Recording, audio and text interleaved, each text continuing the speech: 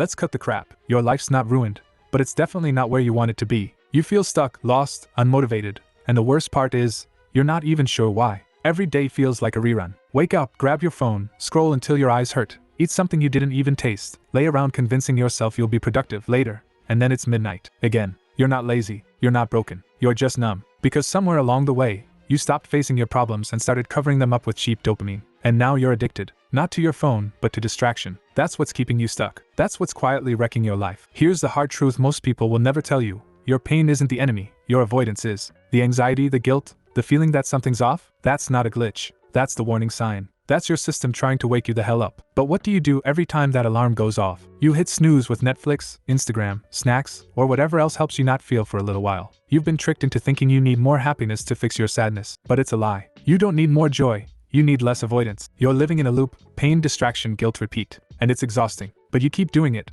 hoping one day things magically change. Spoiler, they won't. Because change doesn't happen when you feel better. It happens when you decide to face what hurts. That sadness? That anger? That numb, empty feeling? That's fuel. That's pressure. And if you just stop releasing it through endless distractions, it would eventually explode into action, into clarity, into a life that actually feels worth waking up for. But you never let it build. You keep venting it out with short-term comfort, never realizing that comfort is killing you. Here's what nobody tells you. Healing doesn't feel good at first. It feels like pain, like restlessness, like wanting to crawl out of your skin. But that's how you know it's working. That's the detox. And the only way out is through it. You have to stop looking for hacks and start making hard choices. You have to stop silencing the voice inside you that says, "This isn't right," because that voice is you, the real you, screaming to be heard. Right now, you're playing the background role in your own story. The villain is running the show. And no, the villain isn't your phone or bad habits. It's the voice that tells you, "This is fine. Just one more scroll, one more episode, one more nap." That voice is seductive. It sounds like it cares about you, but it doesn't. It just wants you numb and quiet.